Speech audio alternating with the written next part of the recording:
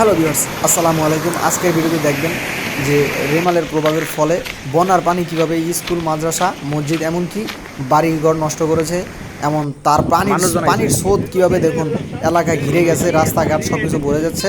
তো আজকের ভিডিওতে আপনাদেরকে দেখাবো বাড়িঘর হতে সকল বন্যার প্রভাবের ফলে যেসব ক্ষয়ক্ষতি হয়েছে সেই ক্ষয়ক্ষতির ভিডিওগুলো আপনাদের মাঝে আজকে তুলে ধরবো। তো বন্ধুরা, প্রথমে আপনাদেরকে দেখাচ্ছি, দেখুন বাতাসের স্রোত কত, এমনকি পানির স্রোত দেখুন কীভাবে নিমিশেই ডুবে যাচ্ছে পুকুর পুষ্কুনি, এমনকি ডুবে যাচ্ছে বাড়িঘর। তো আপনারা তো ভিডিওতে স্পষ্টভাবে দেখেন। তো আমি মনে করি ইতিহাসের প্রথম এই ধরনের বন্যা হয়েছে ভোলা জেলাতে। তো ভোলা জেলার পরিস্থিতি খুবই ভয়ঙ্কর, এমনকি মানুষজন ঘর বাড়ি নিয়ে এমনকি পুকুর পুষ্কুনি হতে স্কুল, মসজিদ, মাদ্রাসা সব কিছু ডুবে যাচ্ছে।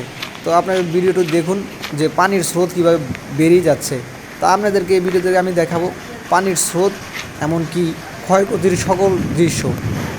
তো বন্ধুরা, আমি বাসা থেকে বন্যার ভিতরে বের হয়ে যেটুকু ভিডিও করতে পেরেছি আপনাদের মাঝে তুলে ধরছি। তো সকলেই সম্পূর্ণ ভিডিওটি দেখুন, এমনকি বন্যায় ক্ষতিগ্রস্ত হওয়া সকল কিছু আপনারা এই ভিডিওতে দেখতে পাবেন। বাড়িঘর হতে এমনকি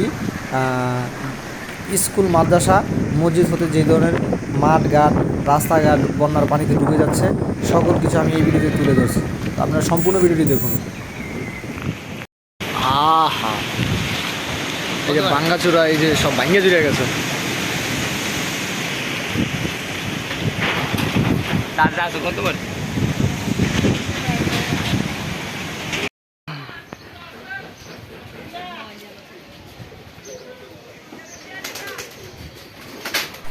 তো বন্যার পানি ধীরে ধীরে বেড়েই যাচ্ছে, কেননা পানির স্রোত কমানো যাচ্ছে না। ভোলা জেলা যেহেতু একটি দ্বীপ জেলা, এই অঞ্চলে প্রচুর পরিমাণ পানি।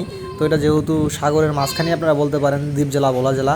তো এবার তো ঘূর্ণিঝড় রেমালের যে বর্তমান পরিস্থিতি তার শিকার হতে পারেনি ভোলাবাসী, কেননা খুবই ভয়ঙ্কর প্রভাব ফেলে ভোলাবাসীর উপরে। এমনকি জানা গেছে বাংলাদেশের বিভিন্ন জায়গায় এই ধরনের ক্ষয়ক্ষতি হয়েছে।